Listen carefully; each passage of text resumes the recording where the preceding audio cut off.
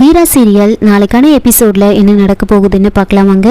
என்னோட ரிவ்யூ பிடிச்சிருந்தா லைக் பண்ணுங்க.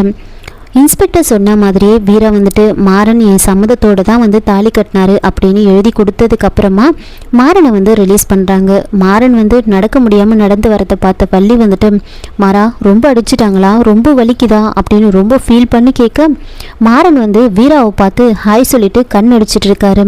அத்தை எனக்கெல்லாம் எதுவும் ஆகாது, நான் அவள் கழுத்தில் கட்டியிருக்கிற தாலி அவ்வளோ ஸ்ட்ராங்கு அப்படின்னு சொல்லிட்டு கழுத்தில் போட்டிருந்ததெல்லாம் போட்டுக்கிட்டு ஏதோ ஒன்று மிஸ் ஆகுதே அப்படின்னு யோசிச்சுட்டு மாலை மிஸ் ஆகுது அப்படின்னு சொல்லி டேபிள் மேலே வச்சிருந்த மாலை எடுத்து போட்டுக்கிறாரு. அதுக்கப்புறமா வள்ளிக்கிட்ட ஒரு 2000 ரூபாயை வாங்கி கான்ஸ்டபிள் கிட்ட கொடுக்குறாங்க. இது என் கல்யாண ட்ரீட்டு, நல்லா பிரியாணி வாங்கி சாப்பிடுங்க அப்படின்னு சொல்லிட்டு வெளியில் வராரு மாறன். இதை பார்த்த இன்ஸ்பெக்டரும் கான்ஸ்டபிளும் என்ன இவன் இப்படி இருக்கான், இவன்லாம் திருந்தவே மாட்டான் போல இருக்கு அப்படின்னு தலையில் அடிச்சிட்டு இருக்காங்க. வெளியில் வள்ளி மாறன் கிட்ட மாறா வீரா வரவே தான் உன்னை வெளியில் விட்டாங்க, இல்லைன்னா உன்னை வெளியவே விட்டுருக்க மாட்டாங்க தெரியுமா, இப்படி போட்டு அடிச்சிருக்காங்களே அப்படின்னு ஃபீல் பண்ணி பேசிக்கிட்டு வெளியில் வர அப்போ கரெக்டாக ராமச்சந்திரன் அங்கே வராங்க. ராமச்சந்திரன் நேராக வீரா கிட்ட என்னம்மா வீரா ஏன் இப்படி பண்ண, நீ எதுக்காக இவனை நீ வெளியில் கூட்டிகிட்டு வந்த, நான் தான் இவன் திருந்தட்டுன்னு உள்ளவே இருக்கட்டும்னு நினச்சான், நீ எதுக்காக இவனை வெளியில் கூட்டிகிட்டு வந்த, இவனுக்கெல்லாம் நீ பாவமே பார்க்கக்கூடாது அப்படின்னு சொல்லும்போது அதுக்கு வீரா சார் இப்போ ஏதோ நீங்கள் கோவத்தில் பேசுகிறீங்க, நாளைக்கு அவனுக்கு ஏதாவது ஒரு கஷ்டம்னா கண்டிப்பாக நீங்கள் துடிச்சு போயிடுவீங்க, அப்படியெல்லாம் நடக்கக்கூடாதுன்னு தான் நான் அவனை வெளியில் கூட்டிகிட்டு வந்தேன். அது மட்டும் இல்லை, அவன் ஜெயிலுக்கு போயிட்டானா உங்களை தான் எல்லாரும் பேசுவாங்க, புள்ளையை ஜெயிலுக்கு அனுப்பிட்டு இருக்கான் பாரு அப்படின்னு பேசுவாங்க, அந்த பேரெல்லாம் உங்களுக்கு வரக்கூடாது, அதனால தான் நான் அவனை வெளியில் எடுத்தேன் அப்படின்னு சொல்கிறாங்க. என்னவோ போமா, நீ கண்டிப்பாக இதனால் கஷ்டப்பட போகிற பாரு அப்படின்னு சொல்லிட்டு ராமச்சந்திரன் அங்கேருந்து போயிடுறாங்க. கூடவே வள்ளியும் அங்கேருந்து போயிடுவாங்க. வீரா ரொம்ப வேகமாக அங்கேருந்து நடந்து வந்துட்டுருக்க பின்னாடியே மாறனும் ஃபாலோ பண்ணிட்டு போயிட்டுருக்காங்க. அப்போது வீரா மாறனை கூப்பிட்டு இங்கே பாரு, உன்னை நான் ரிலீஸ் பண்ணேன் அப்படின்றதுனால நான் உன் கூட சேர்ந்து வாழ்வேன்னு அர்த்தம் கிடையாது, இந்த ஜென்மத்தில் அது நடக்காது, என்னை நல்லா நம்ப வச்சு நீ ஏமாத்திட்டல்ல, நீ என்ன சொன்ன, தாலியை கையில் வச்சுக்கிட்டு சுற்றிட்டு இருந்தியே, அப்போ நீ என்ன சொன்ன அப்படின்னு கேட்க நான் என்ன சொன்னேன் அப்படின்னு கேட்குறாங்க.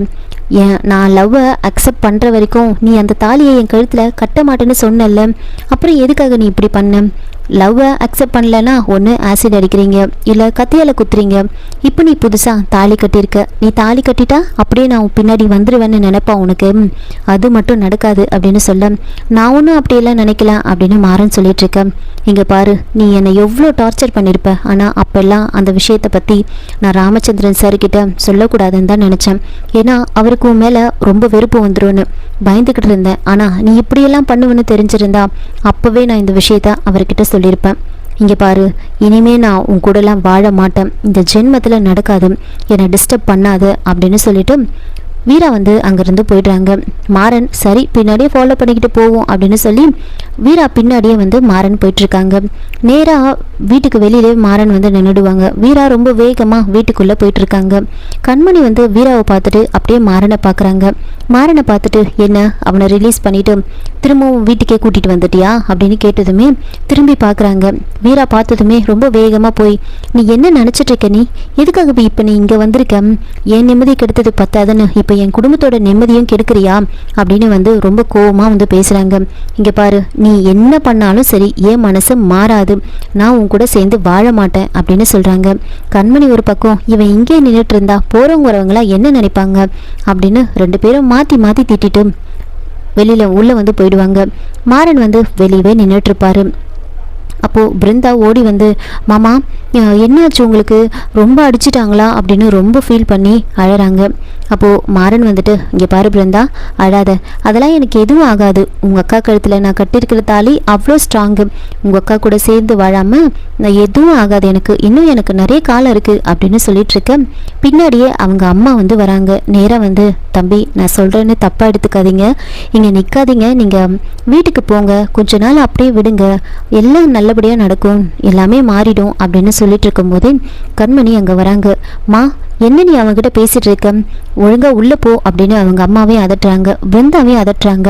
2 பேரும் அப்படியே நின்றுட்டு இருக்கும் போது கண்மணி ஏய் உனக்கு ஒரு முறை சொன்னா புரியாதா, முதல்ல இங்கிருந்து கிளம்பு அப்படின்னு சொல்லிட்டு பிருந்தாவை பிடிச்சி உள்ளே தள்ளுறாங்க. அவங்க அம்மாவையும் அதட்டி உள்ளே போக சொல்றாங்க. சரி எல்லாரும் போயிட்டாங்க, நம்ம வெளியே வெயிட் பண்ணுவோம் அப்படின்னு மாறன் அங்கேயே வெயிட் பண்ணிட்டு இருக்காங்க. இன்னொரு பக்கம் கண்மணியோட அத்தையும் கண்மணியும் வந்து பேசிகிட்டு இருக்காங்க. என்னடி இது இப்படி நடக்குது?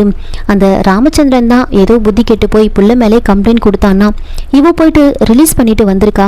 இவ பண்ணுறதெல்லாம் பார்த்தா போகிற போக்கில் அவனை ஏற்றுப்பாலோ, நம்ம நினச்சதெல்லாம் நடக்காமல் போயிடுமோன்னு எனக்கு பயமாக இருக்குடி. அப்புறம் எதுக்காக நான் உயிரோடு இருக்கணும் அப்படின்லாம் சொல்லி புலம்ப. அதுக்கு கண்மணி வந்துட்டு, அத்தை அப்படியெல்லாம் நான் விட்டுருவேனா?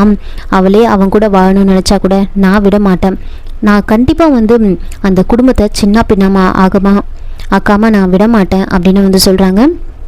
அதான் எப்படின்னு கேட்குறேன் அப்படின்னு சொல்ல, இங்கே பாரத்தை அந்த வீட்டோட மூத்த மருமகனா என் வீட்டுக்காரை வச்சு அந்த குடும்பத்தோட நிம்மதியை கெடுப்பேன். இப்போ வரைக்கும் நாம் 2 பேரும் தான் அந்த குடும்பத்தை அழிக்கணும்னு பிளான் பண்ணிட்டு இருந்தோம். இப்போது வீராவும் நம்ம கூட சேர்ந்துருக்கா அப்படின்னு சொல்ல, இங்கே பாரு, வீராலாம் வந்து அந்த குடும்பத்தை கெடுக்கணும்லாம் நினைக்க மாட்டா. அந்த குடும்பத்து மேலே ரொம்ப அக்கறையாக இருக்கா அப்படின்னு சொல்லும்போது, அந்த அக்கறையே அவளுக்கு வினையாக மாற்றி காமிக்கிறேன்.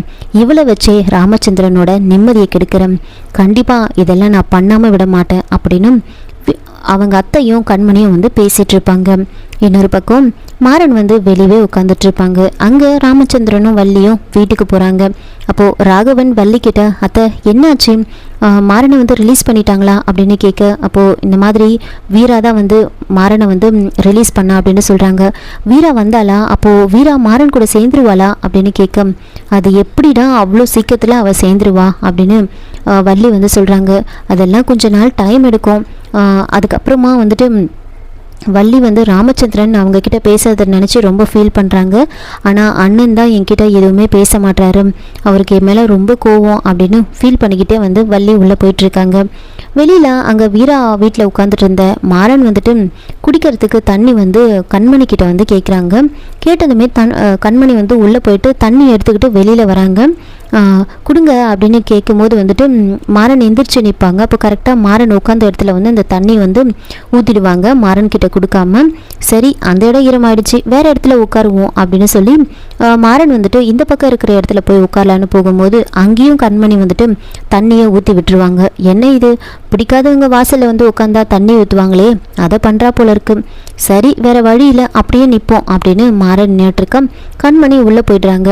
அதுக்கப்புறம் வெளியே மாறன் வந்து உட்காந்துக்கிட்டு இருக்காங்க. இதோட இந்த எபிசோடை வந்து முடிச்சிருக்காங்க. என்னோட ரிவ்யூ பிடிச்சிருந்தா லைக் பண்ணுங்கள், மறக்காமல் சப்ஸ்கிரைப் பண்ணுங்கள். தேங்க்யூ.